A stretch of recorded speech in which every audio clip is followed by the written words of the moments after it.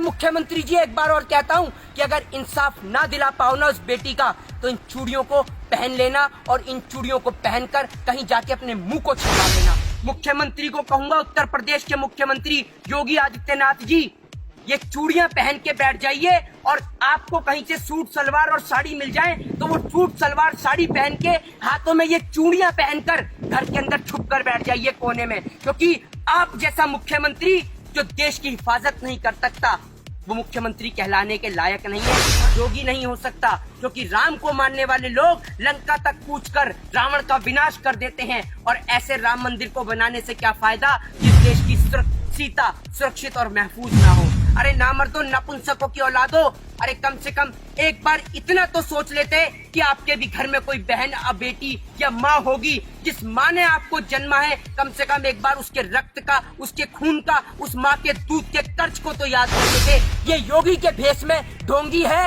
ये राम की आड़ में कंस का खेल चला रहा है, ये कृष्ण की आड़ में कंस का भेष धारण किए हुए ये राम का वंशज नहीं हो सकता। ये कंस की औलाद है इस देश के अंदर, ये रावण का भेष है। और आपको बता योगी जी के पास तो बहुत सारा काम है, वो देश की बेटियों को देखें, उत्तर प्रदेश की बेटियों को देखें या गायों को देखें, क्योंकि ये भी तो एक काम है। अगर मेरा बस चले तो इस उत्तर प्रदेश के ढोंगी मुख्यमंत्री अजय सिंह बिष्ट को इस गाय के खूंटे से बांधकर पूरे हाथरस से लेकर पूरे लखनऊ तक खदेड़ने का दम रखता हूँ। इतना दम है।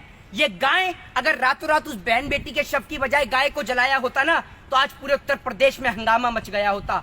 आज आप देखिए, रातों रात उस बेटी के शव को जला दिया जाता है। और देश का दुर्भाग्य है ये कि देश के अंदर तलाक एक साल में भले ही 12 होते हैं, लेकिन बलात्कार हर 12 मिनट पे, हर 10 मिनट पे एक होता है। लेकिन हमारे देश का दुर्भाग्य है कि हमारे देश के मुल्क के लोगों को 3 तलाक के ऊपर कानून चाहिए, लेकिन रेप और बलात्कार के ऊपर कोई कानून नहीं चाहिए। शिखर धवन की उंगली में चोट आ जाने पर यह देश का प्रधानमंत्री उसे संवेदना व्यक्त करता है, और देश की फूल जैसी बच्ची के बलात्कार को लेकर इससे एक ट्वीट नहीं किया जाता है। कुवैत का शासक मर जाने पर यही प्रधानमंत्री नरेंद्र मोदी उसको ट्वीट करके संवेदना व्यक्त करता है। बहन बेटी के साथ बलात्कार हो जाने पर इसके हलक में ना जाने कौन सा फेविकॉल अटक जाता है कि इसकी हलक से आवाज नहीं निकलती। ये योगी के भेष में ढोंगी है, ये राम की आड़ में कंस का खेल चला रहा है, ये कृष्ण की आड़ में कंस का भेष धारण किए हुए ये राम का वंशज नहीं हो सकता। ये कंस की औलाद है इस देश के अंदर, ये रावण का भेष है।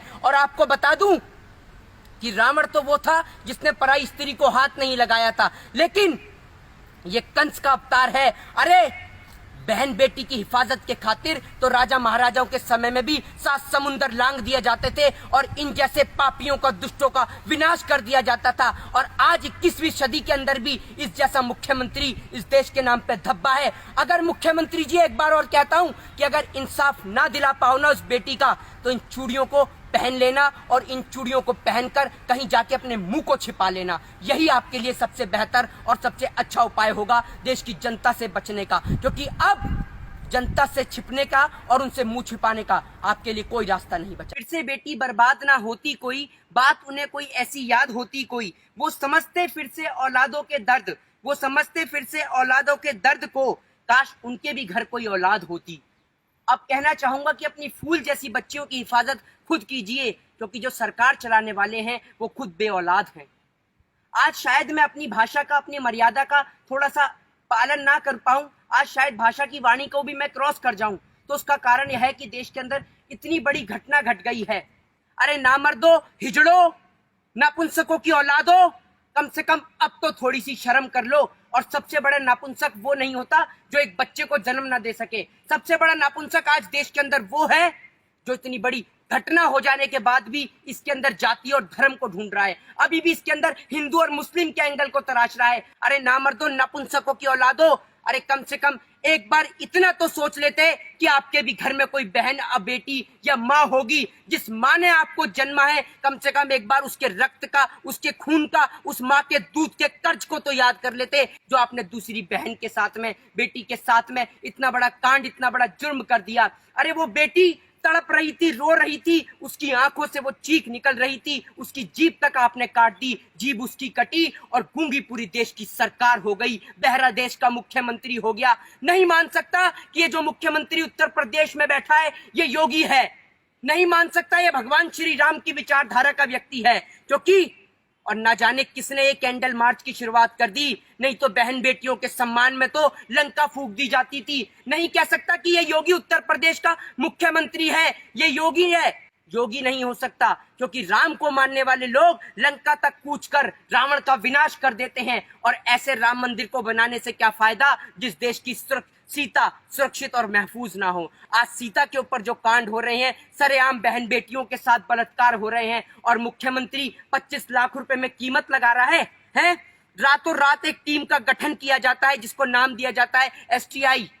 टीम बनाई जाती है कि जो 7 दिन में रिपोर्ट देगी। अरे एक बात बताइए, सोच के देखिए, जिस पुलिस वाले ने उस परिवार को देखने नहीं दिया, अंतिम क्षण में उस बेटी का चेहरा नहीं देखने दिया, वो पुलिस वाले तहकीकात करेंगे?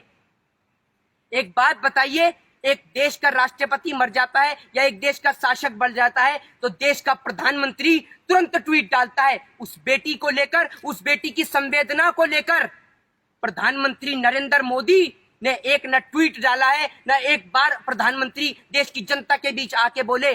देश का मुख्यमंत्री नहीं बोला, उत्तर प्रदेश का मुख्यमंत्री, ये योगी, कि मेरे को संवेदना है उस बेटी के लिए, मुझे दर्द है। कहां से बोलेगा? क्योंकि इनके घर में, खुद के घर में इनके बेटियां नहीं है, ये खुद बेऔलाद हैं। सरकार चलाने वाले ये बेऔलाद हैं। और आज मुख्यमंत्री को कहूंगा, उत्तर प्रदेश के मुख्यमंत्री योगी आदित्यनाथ जी, ये चूड़ियां पहन के बैठ जाइए, और आपको कहीं से सूट सलवार और साड़ी मिल जाए तो वो सूट सलवार साड़ी पहन के हाथों में ये चूड़ियां पहनकर घर के अंदर छुप कर बैठ जाइए कोने में। क्योंकि आप जैसा मुख्यमंत्री जो देश की हिफाजत नहीं कर सकता, वो मुख्यमंत्री कहलाने के लायक नहीं है। और आप जैसे लोग कभी श्री राम के वंशज नहीं हो सकते, क्योंकि श्री राम वो थे जिन्होंने प्रजा के खातिर अपनी गर्भवती पत्नी को त्याग दिया था। आप तो इतने निकम्मे नाकारा हो कि 25 लाख रुपए कीमत लगा रहे हो उस बेटी के दर्द की। आप जैसे लोग धब्बा हो, आप जैसे लोगों पे थूकता हूं मैं। और अर्नब गोस्वामी जैसे दलाल लोगों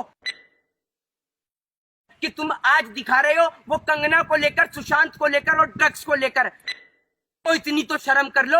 उस बेटी की मां तड़प रही है सड़क पर, एक बार आकर तो पूछ लो कि मां तेरे साथ क्या घटना हुई है, तेरी बेटी के साथ क्या हुआ। कम से कम इंसाफ के लिए आवाज तो उठा लो, वरना ऐसे चैनलों को बंद करके बैठ जा। अगर हम जैसे लोगों का बस चलता है ना, तो ऐसे बलात्कार करने वाले लोगों को बीच चौराहे पे गोली मार दी जाती। आज एक बात बताइए, आज कहना चाहता हूं बाबा साहब भीमराव अंबेडकर से भी, कि काश आपने देश के संविधान के अंदर एक ऐसा प्रावधान बनाया होता कि बलात्कार करने वाले आरोपियों के लिए ना कोई कोर्ट होता, ना कोई जज होता, ना कोई पुलिस होती, ना कोई CBI होती, ना कोई ED होती। सिर्फ एक ही सजा होती, वो होती बीच चौराहे पे गर्दन सर से अलग कर दी जाए, धड़ से अलग कर दिया जाए सर को। ये सजा होनी चाहिए थी। आज एक घटना के बाद दूसरी घटना, दूसरी घटना के बाद तीसरी घटना। कहते हैं ना, बेटी बचाओ बेटी पढ़ाओ, आज उसका विपरीत है। बेटी को जलाओ और अपराधी को बचाओ। ये है आज उत्तर प्रदेश के मुख्यमंत्री का असली चेहरा, जो आज लोगों के सामने देखने को मिल रहा है। अरे नामर्दो, नपुंसको, कम से कम अब तो अपने बच्चों की, अपनी बहन बेटियों के बारे में सोचो। आज समझ में आता है कि इस देश के अंदर ऐसी औरतों की कोई जरूरत नहीं है। इस देश के अंदर ऐसी औरतों की कोई जरूरत नहीं है, स्मृति ईरानी जैसी औरतों की कोई जरूरत नहीं है, जिनको आप जैसी बहन बेटियां संसद बनाकर संसद तक भेजती हैं। ये औरतें सांसद बनने के लायक नहीं है कि एक महिला होकर एक बेटी के दर्द के लिए आवाज नहीं उठा रही। अगर आज स्मृति ईरानी जी, अगर आपके अंदर इतनी सी भी इंसानियत बाकी है तो आज बैठो संसद के बाहर धरने पर, निकलो अपने घर और मकानों से और इन बेशरम बेहया, इन बलात्कारियों को फांसी की सजा की मांग करो।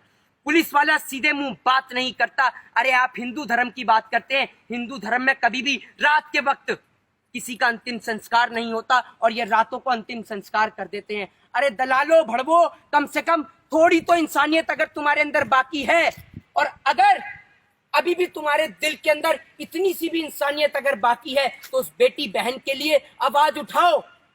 क्या उत्तर प्रदेश का यही मुख्यमंत्री योगी आदित्यनाथ जब भी यही कहता, अगर ये बलात्कार किसी नेता की बेटी के साथ होता तो क्या मुख्यमंत्री ये कहता कि मैं 25 लाख दूंगा? अरे 25 लाख देश की जनता आपको देगी। आप उन बलात्कारियों को फांसी देके दिखाओ, अगर माँ का दूध पिया है तो। 25 क्या 50 लाख देगी देश की जनता आपको। आप फांसी तो देकर दिखाओ उनको। है आप में दम फांसी देने का? है आपके कानून में दम? अगर आपके कानून में इतना दम होता ना, आपके अंदर फांसी देने का इतना दम होता, तो आज आपका कुलदीप सिंह सेंगर, चिन्मयानंद, नित्यानंद जैसे बलात्कारी आज जेल के अंदर बैठ के जेल की रोटियां नहीं खा रहे होते, बल्कि फांसी के तख्ते पे झूल गए होते।